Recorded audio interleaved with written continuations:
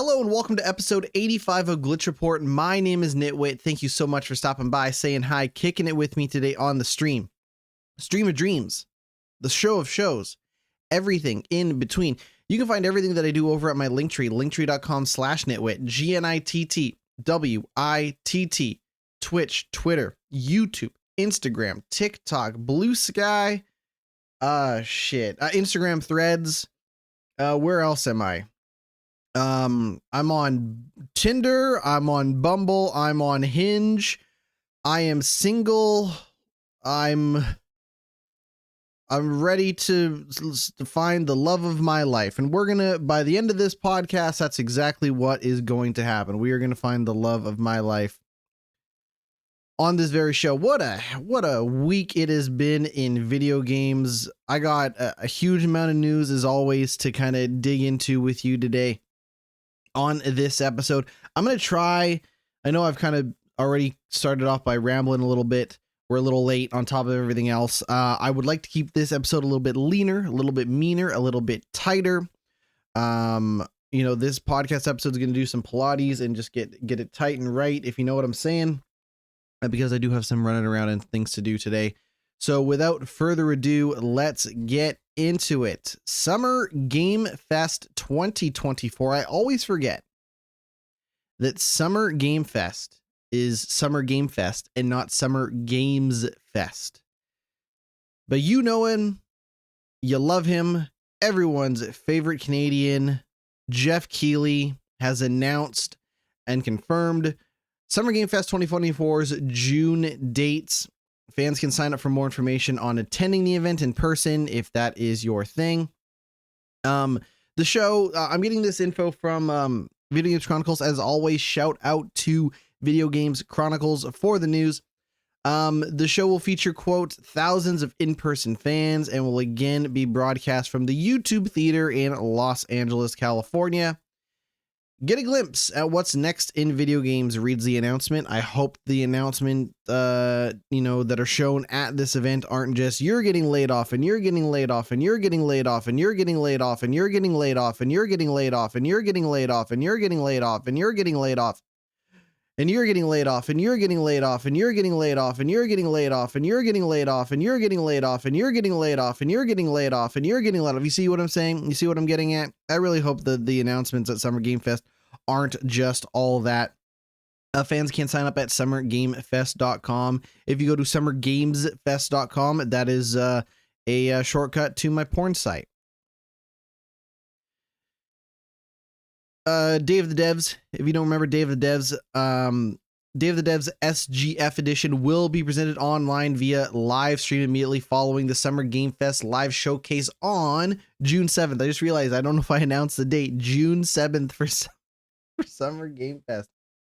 And then Summer Game Fest Play Days, an invite-only media and influencer event in downtown LA, will return June 8th through June 10th, presented and produced by I Am 8-Bit. I'm assuming that any day now I'm going to get my invites. I don't know if it's like getting fucking, registered for Hogwarts or something. But, but Jeff Keighley and I play, as good Canadians, Jeff Keighley and I play rec league hockey together. We're in a beer league. So I'm sure next time I'm passing the puck to Jeff Keighley, I'll be like, "Hey Jeff, what's going on?" Summer Game Fest 2023, if you forgot, features several new game announcements over the course of its 2-hour runtime, including Prince of Persia: The Lost Crown and Sonic Superstars. It also featured the first Alan Wake 2 and Mortal Kombat 1 gameplay, the announcement of Spider-Man 2's release date, plus a new Final Fantasy VII Rebirth trailer and details.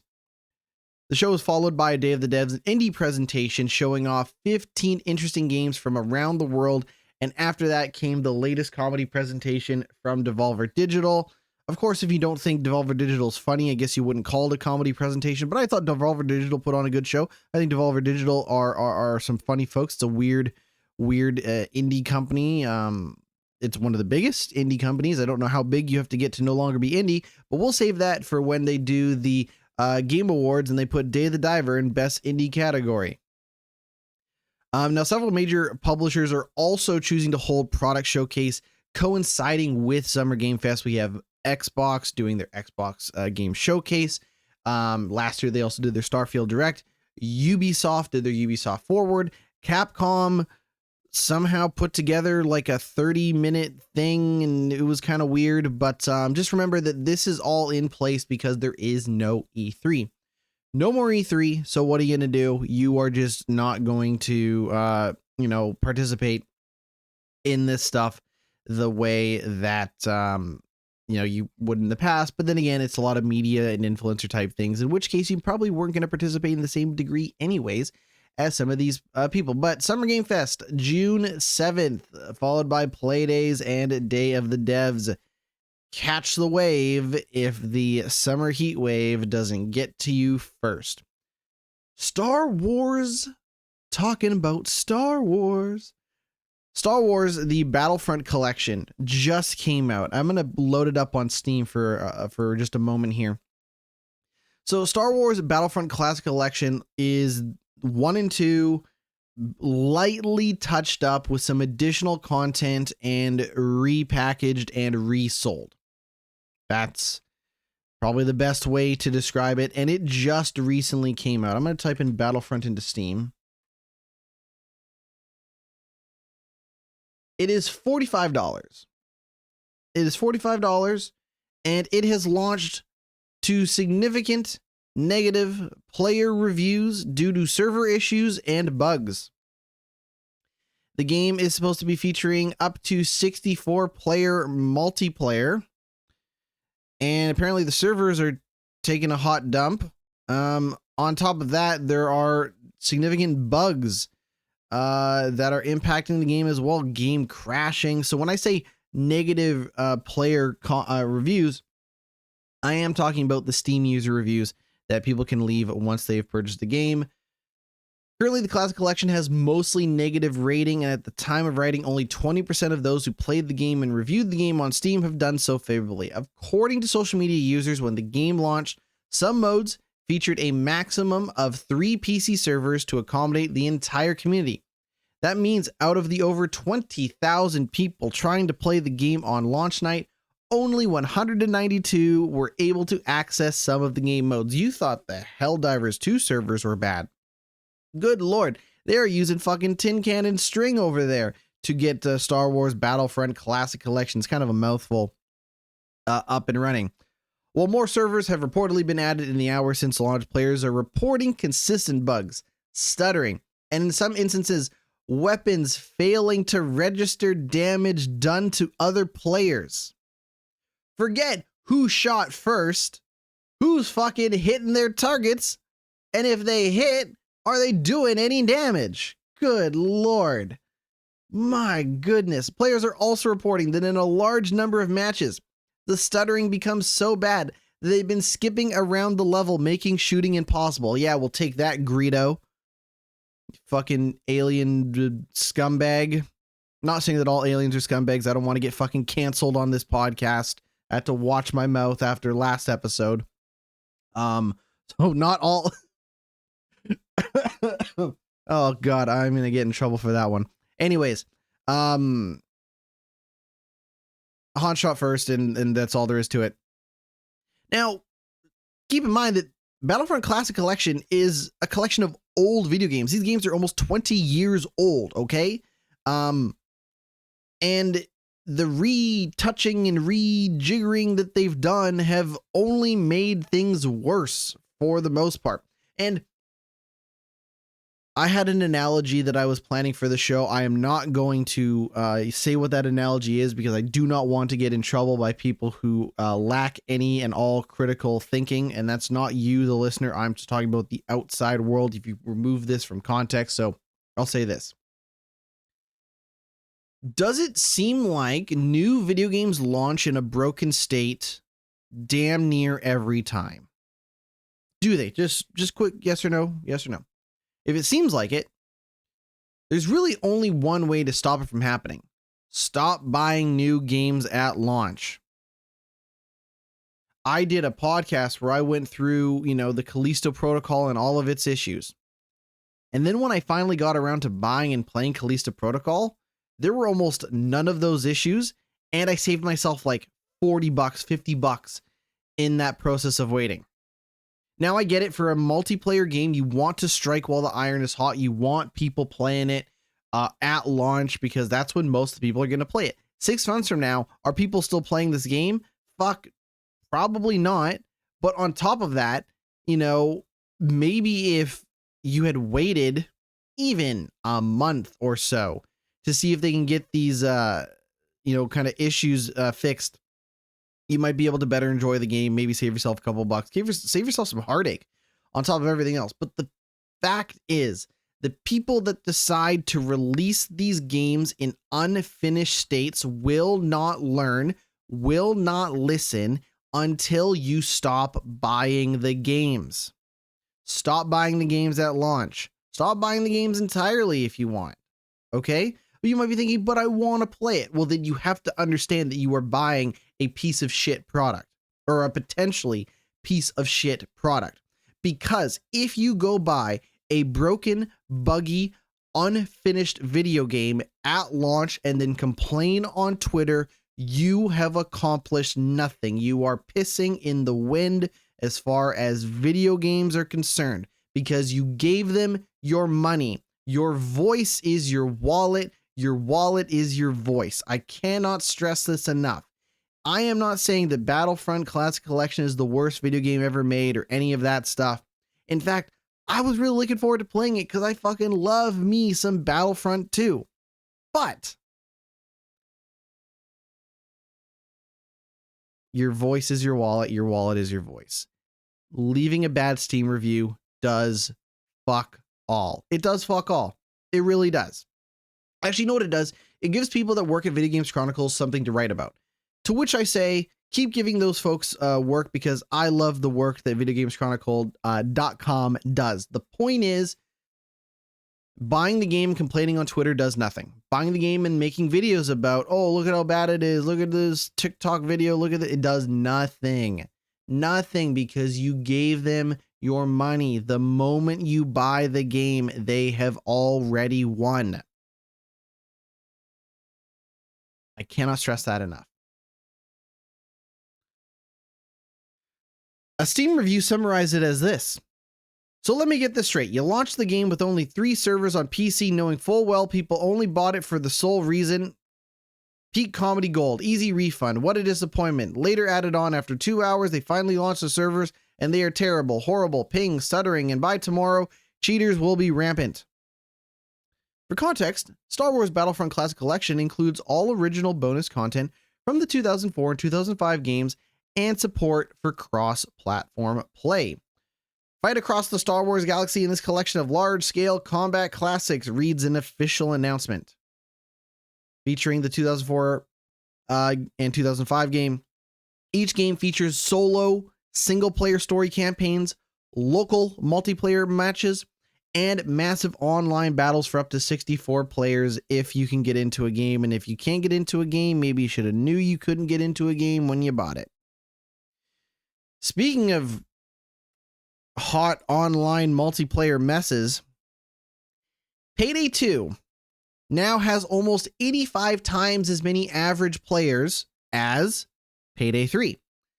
Keep in mind that Payday 3 also launched on Xbox Game Pass. You did not need to buy Payday 3 at launch, depending on what platform you're going to play it on. But man, Payday 3 has seen a rough go at it. I would say at this point, and I hate to use this term, because I've seen it time and time again where games come back, games get revived, but I'm going to say it now. Payday 3 is dead. Payday 3 is a dead game as far as I'm concerned. And it's so bad that Starbreeze, the developer, ousted its current CEO following Payday 3's disappointing performance. And the latest Steam numbers, again, we get a lot of this information from Steam, but I think you can take the information from Steam and probably apply it similarly to PlayStation, to Xbox, and whatever platform else is out there for these multi-platform games. But here we go. Payday 2, in the last 24 hours. This article is from 2 days ago. 2 days ago.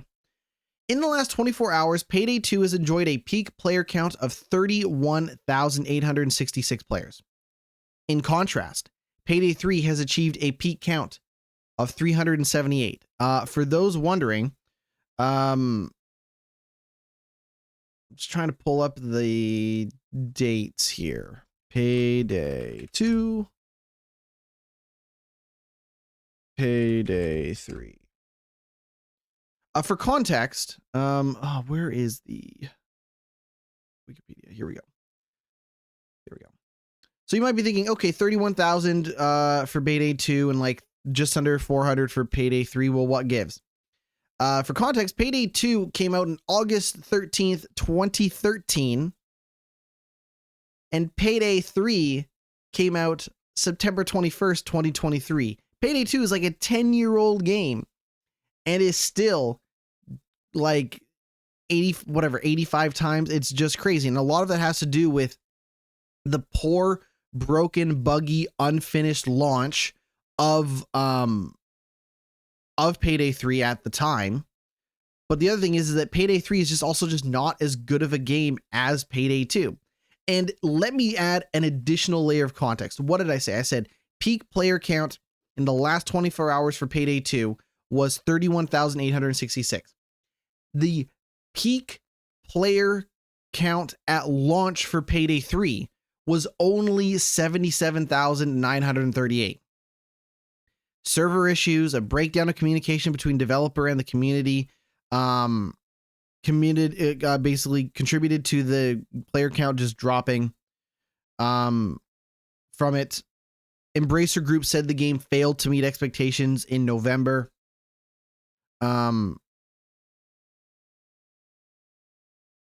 Speaking on Tuesday in an announcement confirming a change in CEO, the company said it needs different leadership.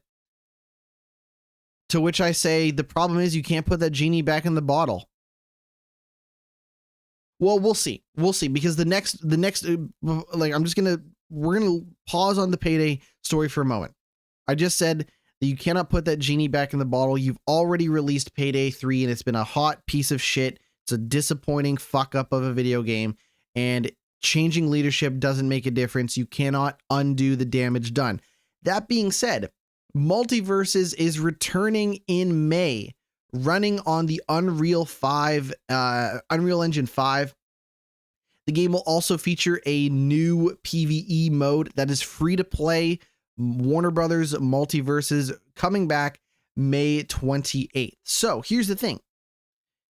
When Multiverses came out, it was a very hot game and then it petered off, right? It just kind of died.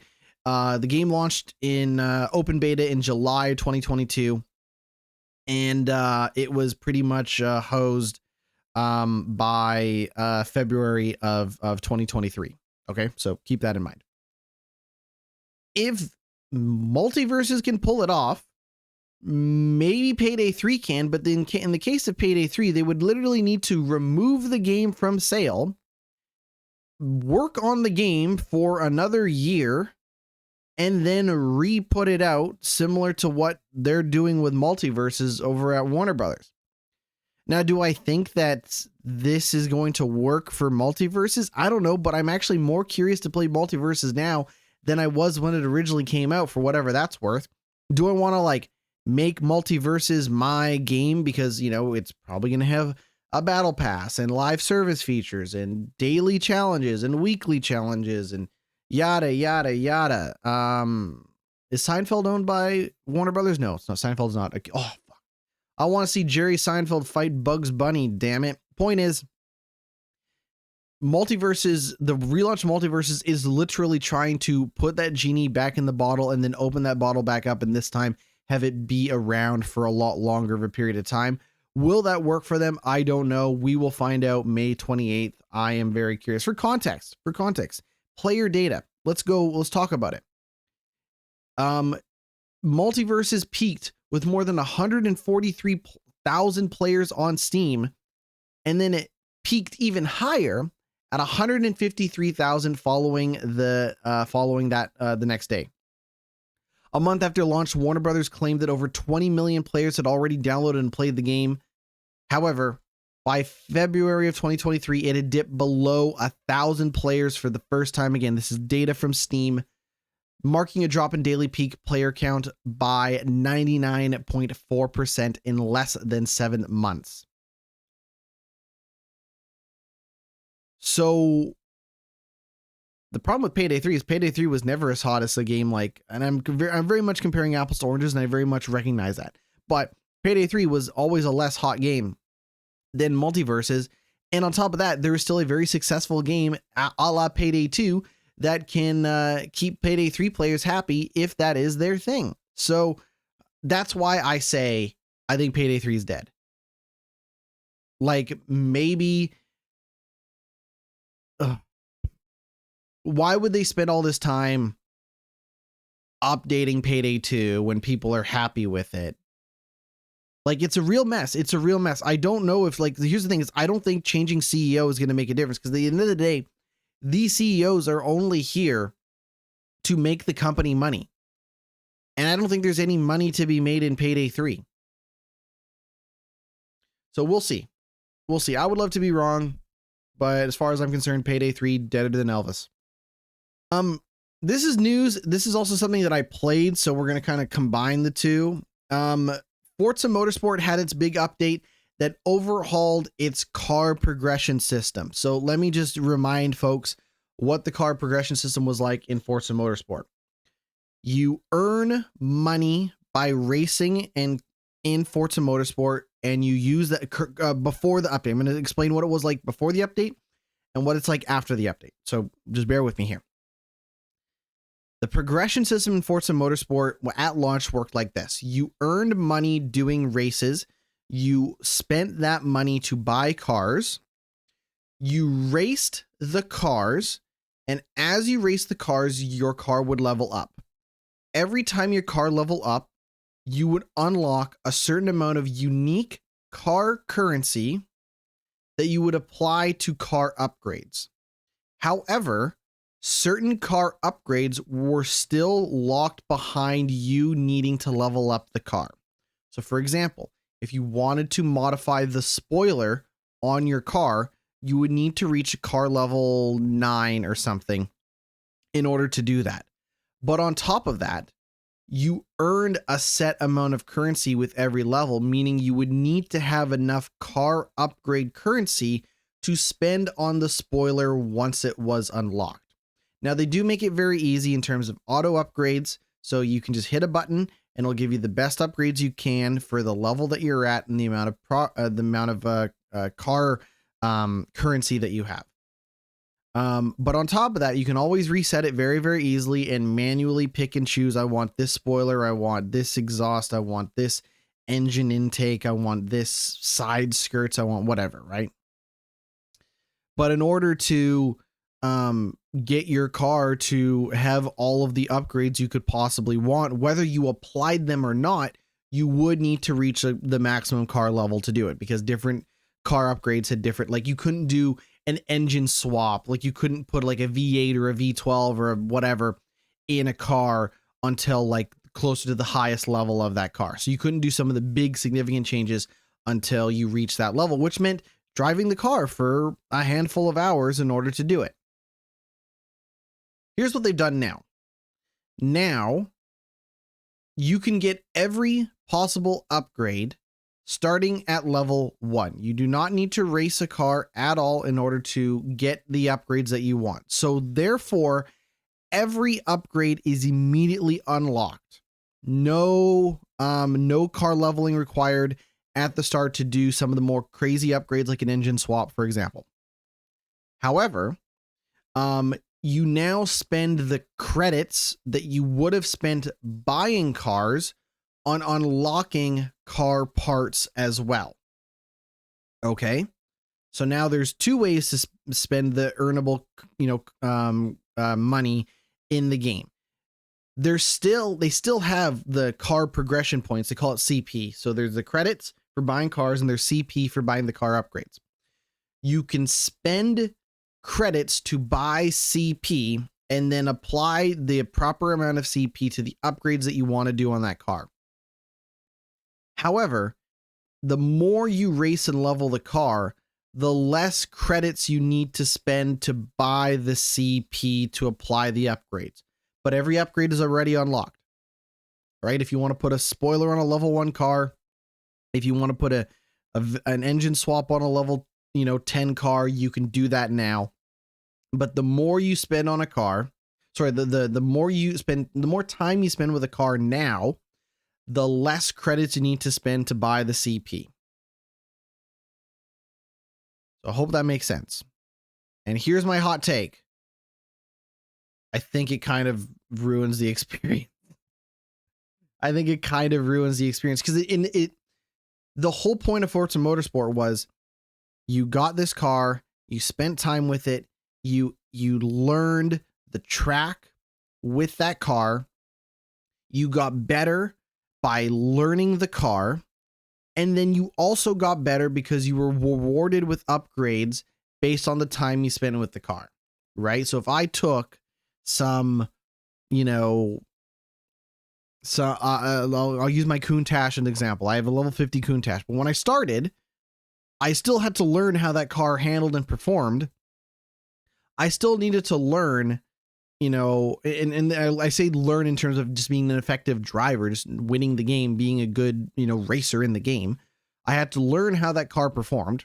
I needed to learn how that car worked while I was doing practice laps on each track that I raced on. And it wasn't until then that I had the ability to upgrade and put a different spoiler on it or whatever. And I think that storytelling, for lack of a better word, that you can experience in Forza Motorsport is completely destroyed with this new car progression system. Is this car progression system more flexible? Yes. Is this car progression system better for people who do not play as much of the game as me? Absolutely.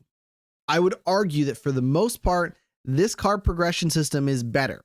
But what it now means is that while I wasn't trying to buy and unlock and earn every car in the game, I now have to sit there and be like, do I want to buy a car or do I want to invest credits into a car I already have? Which is an interesting, don't get me wrong.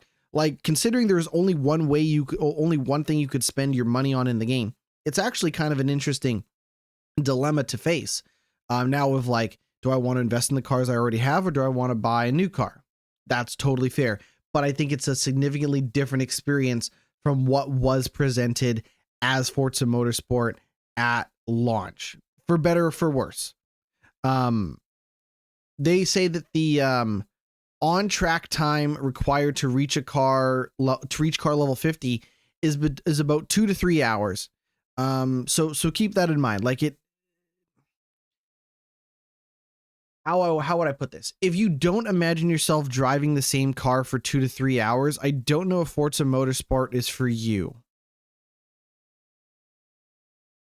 And I'm not just saying that as someone who put hundreds of hours into Forza Horizon. I'm not saying that as someone who's probably put 100+ hours into Forza Motorsport. I'll check my Motorsport time for what it's worth. If you don't think you're going to spend 2 to 3 hours racing the same car in Forza Motorsport, I don't know if this game is for you. I did, during the brief pause that I had during the stream, I did take a look at the time I've spent playing Forza Motorsport. I'm just under the 100-hour mark in Forza Motorsport. And I'm not saying you should play it hardcore. I'm not saying you should spend hundreds of hours or anything like that. I'm just saying that what they kind of sold people at launch with Forza Motorsport was this storytelling-esque, scenario of you spending time racing this car, you getting more familiar with the car, more familiar with the track, and then being rewarded for it. And now, while you still need to do a lot of that stuff to get you the credits you need to spend the upgrades, it kind of defeats the purpose of being, loyal to a car and getting familiar with the car the way that it did at launch. But hey, you know what? To give to give Microsoft credit, they are continuing to work on that game. They are continuing to update that game, add new cars, add new tracks. They added like the full version of the Nürburgring not that long ago for those that want more endurance, long laps and stuff like that. But the more I play Forza Motorsport, the more I wonder, considering how lean that content still is in that game, considering how lean the content is, it makes me wonder just how much more I will play of it, especially now that I don't have the same incentive to grind out cars in terms of leveling them the way I did in the past. Like, I don't think I've gotten another car to level 50 the way I did with the Countach in Motorsport. I'd have to take a closer look, but I don't think I have. But you know what? Maybe we'll stream it one of these days. Who knows? PlayStation has closed Deviation Games. The PlayStation-backed studio Deviation Games has now closed. The studio was formed in 2020 and never put out a game. The studio was founded by two experienced Call of Duty developers. Didn't get a chance to release its debut project and original IP, which was set to be exclusive to PlayStation platforms. It's with heavy heart that we announced the closure of Deviation Games. Officer Christy Stoll announced on LinkedIn. I want to express my deepest gratitude to our entire team. Thank you for all your hard work, dedication, and contributions to Deviation. I am incredibly grateful for the opportunity to have worked with each and every one of you. To the entire video game industry, we will be hosting a networking event, and we would love for any and all company studios hiring to participate. Please reach out to me directly if you're interested in attending. To all deviators, it's a weird way to describe them out there, we will always cherish the memories we made together. Thank you for being part of our journey. Go get them. Excuse me. In September of 2022, one of Deviation Games' co-founders and chief creative officers, Jason Blundell, left the studio. Deviation was reportedly over 100 strong in 2021 when it signed the deal with Sony. At the time of its announcement, the studio told GameIndustry.biz that its PlayStation deal ensured, quote, complete financial security for years and years to come. I'm going to read that quote one more time. At the time of its announcement, the studio told GameIndustry.biz that its PlayStation deal ensured, quote, complete financial security for years and years to come. If you remember, Sony Interactive Entertainment announced last month that it planned to lay off 900 employees worldwide, or about 8% of its workforce. Really makes you think. Speaking of the game industry moving and shaking, Embracer Group has now confirmed the sale of Saber Interactive and its assets, as well as withdrawing from Russia. Kind of a two-part thing here.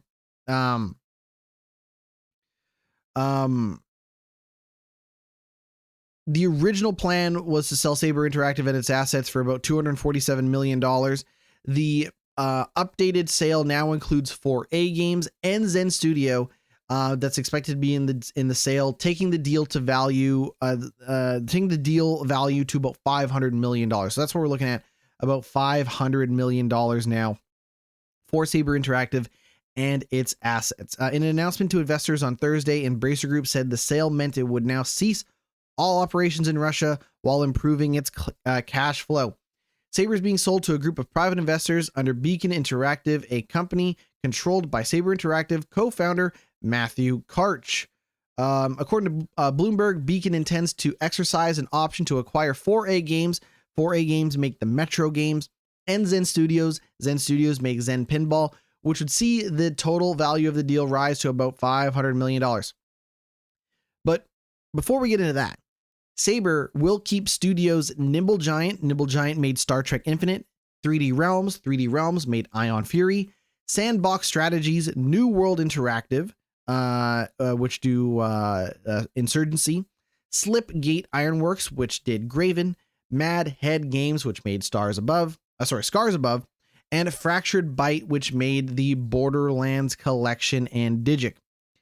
Embracer will retain Tripwire, who made Chivalry, Beamdog, who made Myth Force, Tuxedo Labs, who made Teardown, Shiver, who made Lucius, Aspire, which did the Star Wars Battlefront Classic Collection, Snapshot Games that did Phoenix Point, and 34 Big Things, which did Redout. Saber's buyers have also been granted an option to acquire 4A Games and Zen Studios for a fixed price of about $500 million. Quote, due to commercial reasons, the parties have agreed to not disclose the full terms, Thursday's announcement reads. The board of Embracer is, however, confident that the exercise price stipulated in the option rights reflect at least the studio's market value and is significantly higher than the current net book value, including goodwill of USD $81 million or SEK $829 million. Long-term license and publishing rights to all current and future PC console games in the Metro franchise are withheld within Embracer's PlayOn group. These rights will not change regardless of whether the option rights are exercised, it said. What a mess. Embracer CEO Lars Wingforge, I pronounce his name differently every time, and I'm not going to stop, said in a statement, I am pleased that we have found a win-win solution for Embracer and the parts of Saber Interactive that will now leave us. This transaction puts both companies in a stronger position to thrive going forward. Was Embracer thriving at any point? Were they thriving at any point in time? Maybe back when they were called THQ Nordic. Embracer is now able to discontinue all operations in Russia according to a previous board decision while safeguarding many developer jobs under new independent ownership. At the same time, we keep key companies, valuable IPs, and future publishing rights. Cash flow is immediately improved and we remain committed to reducing net debt. The transaction yields additional headroom to amortize debt in accordance with existing bank agreements and will improve financial flexibility. This is the first transaction of previously mentioned structured processes and marks a small but important step in our journey. Our journey. People are in chat are making me laugh. I'm sorry. This is the first transaction of previously mentioned structured process and marks a small but important step in our journey to transform Embracer into the future for the benefit of all employees, gamers, and shareholders. Well, I'll tell you right now, my journey has been transformed ever since Embracer Group started making news, because without them, I wouldn't have a podcast. So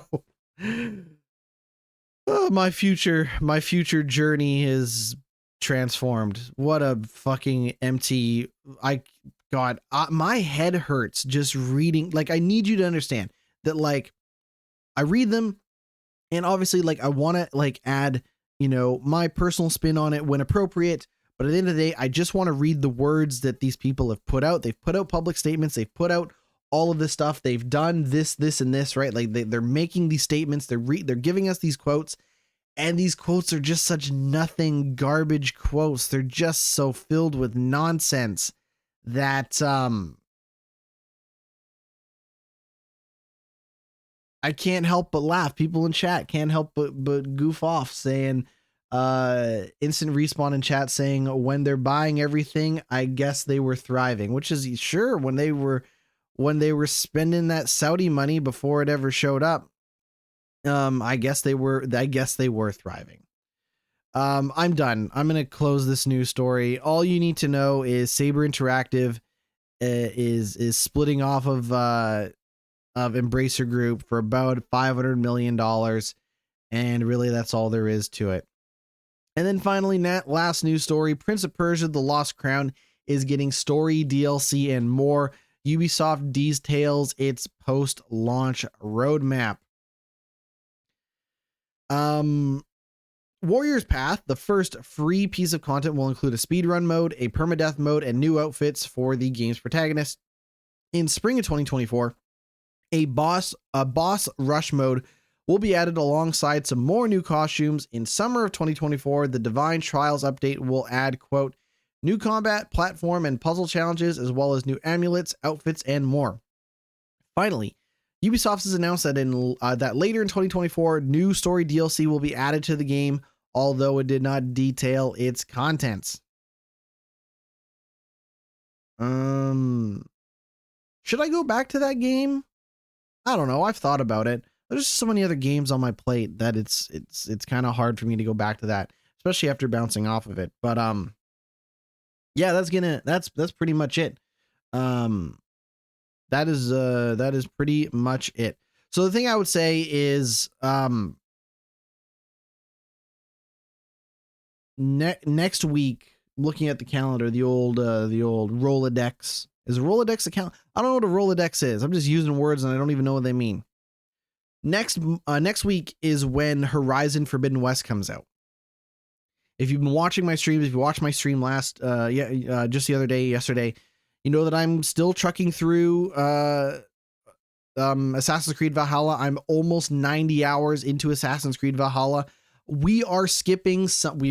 I've made the decision. I am skipping some parts of the story, specifically the stuff that leans more into the fantasy, the stuff that leads more into the there are multiple times in that game where they take you outside of England and into other maps, other worlds, and things like that.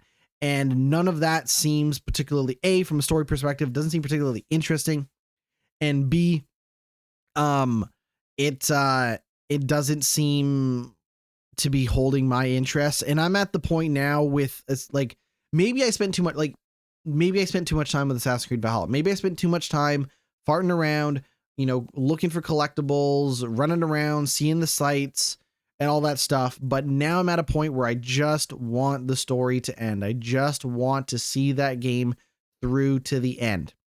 My only concern is that a lot of the stuff that you do in Assassin's Creed Valhalla is a lot of the same stuff you're going to be doing in Horizon Forbidden West.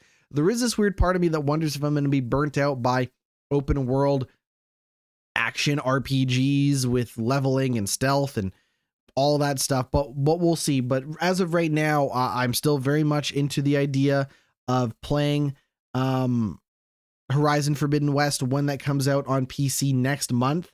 Instant Respawn in chat saying farting around is when I have the most fun. I know, but they put so much filler. They put so much filler into the main story of Assassin's Creed Valhalla that even when you're like trying to do main story objectives and focused missions and all of this stuff, it still feels so filler. It still feels so stretched out to the point that I can't often tell what the importance of a story mission in Assassin's Creed Valhalla is at this point. And that's pretty damning considering I'm getting closer and closer to the end of the story. It just feels less and less consequential with every story mission that I do, which is, again, not necessarily damning of the other side content in the game. But here's the thing. If they had trimmed a lot of the story fat from Assassin's Creed Valhalla, I think they would have had a fantastic game. I think, for the record, I think Assassin's Creed Valhalla is a pretty good game. I like a lot of the mechanics. I like being a Viking. The boating stuff is fine. The raids are fine. The setting is mostly fine. But when they lean into the fantasy and the mythology of Viking and Norse mythology, and then proceed to do some of the most boring, uninteresting stuff with it, it makes me wish I went back to playing God of War, which is a game that I bounced off of twice now when attempting to play it. Like, I wish that, they did, if they're going to stretch out and be so grand and epic in their storytelling, I wish they actually did anything interesting with it. But unfortunately, the longer you play Assassin's Creed Valhalla, especially from a story perspective, the less interesting things get. And that's kind of where I'm at with that game. So I still plan on beating it. I've not said I'm going to quit, but like I said, there are some like additional story stuff that they clearly added after the game came out, which is even more filler on top of the filler that's already in the game. So if you don't see me going back to Jotunheim, if you don't see me going back to like the Isle of Skye stuff, yeah, I know people in chat are like, you bounced off God of War but stuck with Valhalla. Yeah, I know. That's because I like the Assassin's Creed RPG formula. Like I really liked Assassin's Creed Origins. I really liked Assassin's Creed Origins. For what it's worth. Like, I think them stealing a bunch of ideas from The Witcher is an objectively good thing for the good thing for the series. But again, like the thing is that like if you took all of the fantasy stuff out of Assassin's Creed Valhalla, it would be a much better game in my opinion. And I'm not saying the fantasy stuff in God of War ruins God of War. As if anything, God of War, the reboot, is a much more grounded and gritty story than the fantasy stuff that they dealt with in the original God of War trilogy and all of that stuff with the Greek gods and Zeus and all of that stuff. Like it's even more crazy in God of War original series and all that stuff. But yeah, here's the thing. I like the RPG stuff in Assassin's Creed. I like their commitment to we're gonna rip off The Witcher. I think that's all fine. But I think they have bogged down just put this layer of muck on top of Assassin's Creed Valhalla, especially towards the very end, that has made it so hard to want to see it through to the end. I'm going to keep playing it. But that game starts off pretty interesting, and then you kind of see what the formula of that story is, and you see, you know, kind of the formula of that main, quest in terms of I'm making alliances, I'm talking to people. Oh, this guy wants to be king. Oh, these people want to get married. These people are wanting a divorce. These people are like, you play all that politics and that stuff is sometimes fine. But then you see, then you go to Jotunheim, then you go to Asgard and all this shit. And it's just like, I don't want to do it. Also, people being like, I can't believe you bounced off God of War. I'm even less interested in Norse mythology. I was not a big Norse mythology guy in general. I don't know if that makes me a bad person or whatever. I was not a big Norse mythology fan going into God of War, which might be why I bounced off it. And I was not even a big Norse mythology fan going into Assassin's Creed Valhalla. Though, in my defense, it is much easier to walk away from a 20, 30, whatever, however long, 40-hour long. It's much easier to walk away from a 40-hour long game like God of War. I don't know, like if you do all the stuff, I don't know how long it takes to beat God of War. Howlongtobeat.com. Save me from this conversation. How long to beat God of War? Let's just see. Okay, so it takes you about, I don't know, 20 to 30. Okay, so let's say it takes you 20 to 30 hours to beat God of War. It is much easier to walk away from a 20 to 30 hour game like God of War when you are only like 3, 4, 5 hours into it, compared to something like Assassin's Creed Valhalla, where it might take you 80, 90, 100 hours, but you are already 60, 70 hours in. Like there's this math that my brain does that makes me think, you know what, I might as well stick through it to the end because I've already put this much time into it. No, instant respawn. I'm going to disagree with you on that. The instant response saying the layers of muck you refer to, I think, is homogenized Ubisoft formula. I'd say this as a fan of, I don't find the story in God of War particularly compelling, which is saying something because I think even less of the story in Assassin's Creed Valhalla for where I'm at. No, like I like I am fine with the Ubisoft formula. I think that Valhalla does it worse towards the end of the game. Again, I cannot stress that at some point they make you do some boring, stupid side missions as part of the main quest. These are not skippable story moments. These cutscenes don't go anywhere. The plot loses all sense of momentum. It is perhaps unique to the Ubisoft formula because you could have spent so much time doing other running around. But I think in particular, Valhalla has issues that Origin does, the Assassin's Creed Origins did not. That the Division does not. That Ghost Recon Wildlands does not. I think Valhalla really feels like the straw that broke the camel's back. The more you play that game, the more it seems like that story does not respect your time. And while it is a homogenized Ubisoft formula, I think Valhalla is way over the top compared to other Assassin's Creed RPGs and compared to other Ubisoft games. And I'm not going to yuck anybody's yum. I got to the point in God of War where he goes into the portal and he's like talking to his ghost wife or whatever. And then the kid pulls him out and then the kid's like, I've been here waiting for you for so long. Like that was the last thing I saw. And that seemed interesting. And then I kind of stopped after that. And maybe I'll go back to it. I don't know. Maybe I will. I'll have more time on my hands once I finish Assassin's Creed Valhalla. But again, I want to stress, I like Assassin's Creed Valhalla. I like it. It might be a difficult game to recommend to some people, especially if they haven't played something like Assassin's Creed Origins. But I'm going to be honest, I like it. I would not have spent, there's no way I would have spent 89 hours on a game I hated. There's no way. You're talking to a man who played through all of Redfall last year, okay? And that's not like me, like, oh, look at me, I can play bad games too, whatever. I'm just saying, there's a fine line between thinking a game it gets disappointing to, at some points in the experience, and a game that is outright bad. And I just want to say that I wouldn't have put this much time into it if I didn't come away feeling a sense of disappointment compared to a feeling that the game is just straight up bad.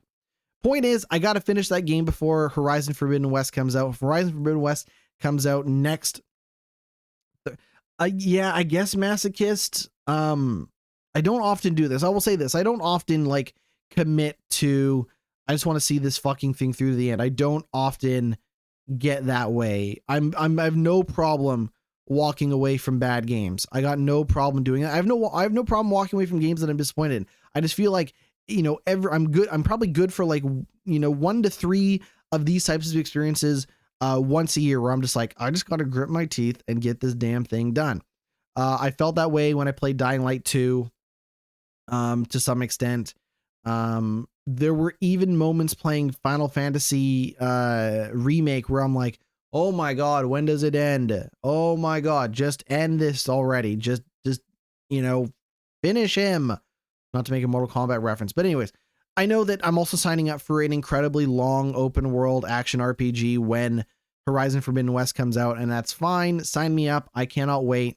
Same thing's going to happen when I play Ghost of Tsushima when that comes to PC. But my point is that compared to other Assassin's Creed games, Valhalla has done a really bad job of sticking the landing, specifically from a pacing and a storytelling perspective. But maybe we'll finish it tomorrow. Maybe we'll finish it next Wednesday. I don't know, but we got to finish it. I am going to be playing it on my off time. So if I come back to you on Thursday and be like, hey, I already finished it, and you didn't get a chance to watch me stream it, it's because I just want to get this done, and I'll probably play it on my own time. That is going to do it for the podcast. We have got to go. I got some running around to do today. I have been GnittWitt. You can find everything that I do over at my Linktree, linktree.com/GnittWitt, GnittWitt, Twitch, Twitter, YouTube, Instagram, TikTok. I know they're trying to ban TikTok, folks, and I'm still going strong on TikTok to the best of my ability. I plan on using more TikTok than ever before, so more TikTok videos coming very, very soon. Blue Sky, Instagram, Threads, YouTube, Twitch, Twitter. I am there making it happen. I have been GnittWitt. Come on back for more Glitch Report next Thursday morning, live 10 a.m. Pacific Standard Time, or catch it on Apple Podcasts, on Spotify, on YouTube, wherever you get your podcasts. It is there, and I will be there with you. If not in virtual live streaming form, then in the have you covered any of the Sweet Baby Inc stuff? Last week I did talk about it. Real quick instant respawn. I don't think video games are woke. I don't think video games are woke, and I do not fuck with the Gamergate supporters. That is my hot take. Fuck the Gamergate supporters. I don't think video games are woke.